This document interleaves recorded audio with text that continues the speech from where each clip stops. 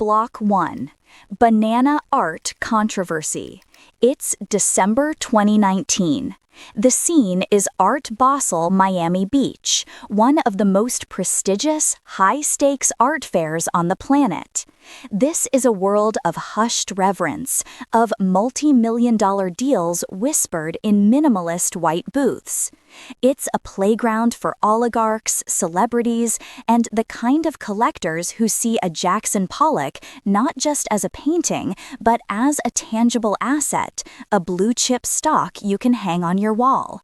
The air is thick with money, ambition, and the quiet hum of cultural capital being traded. In one corner, you might see a massive, complex sculpture that took an artist years to conceive and fabricate. In another, a breathtaking oil painting, its surface shimmering with centuries of artistic tradition. And then, in the booth of the renowned Paratin Gallery, there was something else, something that stopped the entire art world in its tracks. It was simple. It was mundane. It was a single, ripe yellow banana, bought for about 30 cents at a local Miami grocery store, fastened to a stark white wall with a single strip of gray duct tape. The title of the piece? Comedian. The artist? The infamous Italian provocateur Maurizio Cattelan. And the price tag? $120,000. Let that sink in. $120,000 for a piece of fruit and some tape. The news exploded. It didn't just make waves in the art world, it created a global tsunami of disbelief, ridicule, and outrage. It was the story that launched 1,000 memes, the headline that dominated news cycles for days. Your friends who know nothing about art were talking about it. Your parents were asking you if the world had gone completely mad. The initial reaction was almost universally one of scorn. "This is not art," screamed the internet comments. "The art world is a money laundering scam," declared Twitter. People saw it as the ultimate symbol of a broken, elitist system completely detached from reality, the emperor's new clothes in fruit form. And honestly, who could blame them? On the surface, it's an insult to the very idea of art. It's an insult to every artist who has ever dedicated their life to honing a craft, to learning to draw, to paint, to sculpt. It feels like a prank, a con, a giant middle finger to anyone who believes art should require skill, beauty, or effort. The gallery, however, was dead serious. Emmanuel Paratin, the gallery's founder, defended the piece with vigor. He spoke of its ability to be a symbol of global trade, a witty commentary, and a source of both humor and critique. He revealed that Cattelan had been working on the idea for over a year, considering making the sculpture in bronze or resin before deciding that a real, perishable banana was essential to the concept. This wasn't a whim. It was a deliberate, calculated artistic statement. And incredibly, it worked. The first edition sold almost immediately to a French collector. Then a second edition sold for the same price. The gallery was even considering raising the price for the third and final edition to $150,000. This wasn't just a hypothetical discussion about value. Real people were writing real checks for six-figure sums. So what exactly were they buying? They weren't buying that specific banana, of course. That would rot in a week. What they purchased was a 14-page certificate of authenticity and a set of instructions. The instructions detailed precisely how the banana should be sourced and displayed, taped 175 centimeters, or about 68 inches, from the floor, at a 37-degree angle, with the banana being replaced every 7 to 10 days or as needed. The buyer didn't own an object, they owned an idea. They owned the right to participate in Cattelan's grand joke or profound statement, depending on their point of view. This distinction is crucial, but for the public, it only deepened the madness. The story became a spectacle. Crowds flocked to the Peritin booth, not to appreciate art, but to take selfies with the absurdly expensive fruit. The gallery had to install a velvet rope to manage the lines. The banana became more famous than almost any other piece at the fair. It completely overshadowed works that were technically more complex, historically more significant, and visually more stunning. And in doing so, it raised a set of beautifully uncomfortable questions that cut to the very heart of what we believe art is and what we think it should be. Is the value of art determined by the materials used and the hours spent, or by the power of the idea behind it? Does an object need to be beautiful or permanent to be considered art? And perhaps most importantly, who gets to decide? Is it the artist, the gallery, the critic, or the person who is willing to write the check? Comedian didn't offer any easy answers. Instead, it just hung there on the wall, a simple, silent, yellow enigma, forcing everyone who saw it to confront their own definitions of value, commerce, and creativity. Before we can even begin to understand the market that allows a banana to be worth more than a car, we first have to understand the mind that conceived it. This wasn't just any artist. This was Maurizio Cattelan, and for him, provocation is a primary medium. Block 2. Cattelan's Genius and Readymades. So who is Maurizio Cattelan, the man who held the art world hostage with a piece of fruit? To understand comedian, you have to understand that it didn't emerge from a vacuum. It's the logical culmination of a career built on poking, prodding, and lampooing the art world's most sacred institutions. Cattelan is often described as a trickster, a court jester, a satirist with a multi-million-dollar budget. He's an artist who, by his own admission, is plagued by insecurity and a fear of failure, which he channels into works that are equal parts hilarious, unsettling, and profoundly critical. He has no formal art training and often relies on fabricators to create his works, reinforcing the idea that for him, the concept is king. His entire body of work is a masterclass in provocation. Take, for example, his 1999 sculpture, Duchamp. It's a hyper-realistic wax sculpture of Pope John Paul II lying on the floor after being struck down by a meteorite. It's shocking, irreverent, and deeply blasphemous to some, yet it's also a powerful statement about the fallibility of powerful figures and institutions. Then there's Patchy from 2001, a sculpture of a small boy kneeling in prayer. When you walk around to see the face, you're confronted with the unmistakable features of Adolf Hitler. The work is deeply disturbing, forcing a collision between innocence and absolute evil, challenging the viewer to grapple with the nature of forgiveness and the origins of monstrosity. And who could forget his 2016 piece for the Guggenheim Museum? It was a fully functional, solid 18-karat gold toilet installed in a public restroom for visitors to use. It was a brilliant, multi-layered satire on wealth, excess, and the American dream, a piece that democratized luxury by allowing anyone to participate in a moment of obscene opulence. It was also, quite literally, flushing the art world's excesses down the drain. Seen in this context, comedian is classic Cattelan.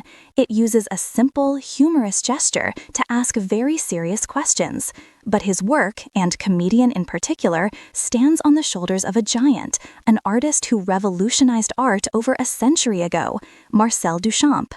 In 1917, Duchamp, a French artist who had already scandalized the world with his painting, decided to conduct an experiment. He purchased a standard porcelain urinal, turned it on its back, signed it with the pseudonym R. Mutt, and submitted it to an art exhibition under the title. The exhibition committee, which was supposed to accept any work as long as the artist paid the fee, rejected it. They couldn't accept that a common plumbing fixture could be a work of art. But Duchamp's gesture was revolutionary. He called this type of work a readymade, an ordinary, mass-produced object that is elevated to the status of art simply through the act of selection and presentation by an artist. Duchamp argued that the artist's idea were the true creative acts, not the physical skill of making the object. He shifted the focus of art from the retinal, what we see, to the cerebral, what we think. Cattelan blew the doors off the definition of art. It was a conceptual bomb that continues to ripple through the art world to this day. Every piece of conceptual art, every installation that uses found objects, every performance piece owes a debt to Duchamp's urinal. Comedian is a direct descendant of Frenda. It is a 21st century ready-made. Cattelan took a mass-produced object, the banana, and placed it in the context of an art fair, thereby transforming it. But he added a brilliant, modern twist: perishability. Duchamp's urinal is a durable, industrial object. A banana is organic. It lives and it dies. It ripens, bruises, and decays.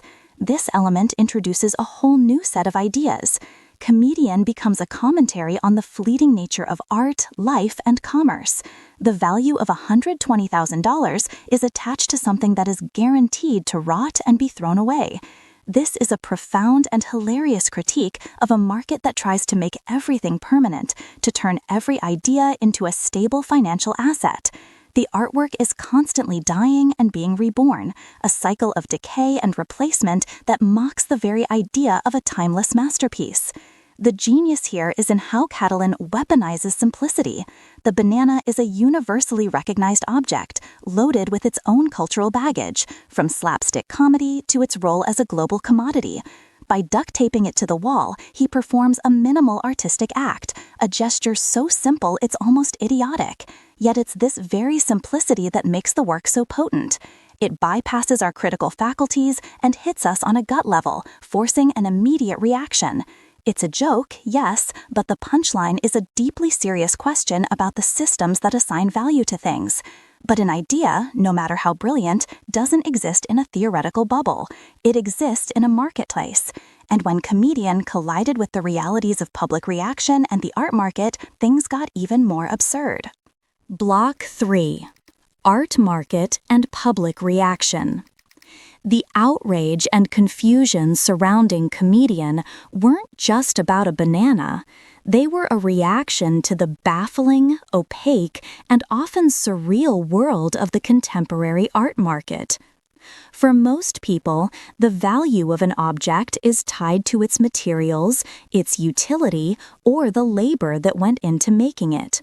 The art market, particularly at the highest level, plays by a completely different set of rules. Here, value is a complex cocktail of factors: the artist's reputation, their exhibition history, the prestige of the gallery representing them, critical consensus, and, most importantly, the provenance, the chain of ownership. Value is constructed, not inherent. In the case of conceptual art, you're not buying an object, you're buying a story, a piece of history, and a brand. The person who bought Comedian wasn't just acquiring a certificate, they were acquiring the right to say they own the banana, a piece that will be discussed in art history books for decades to come.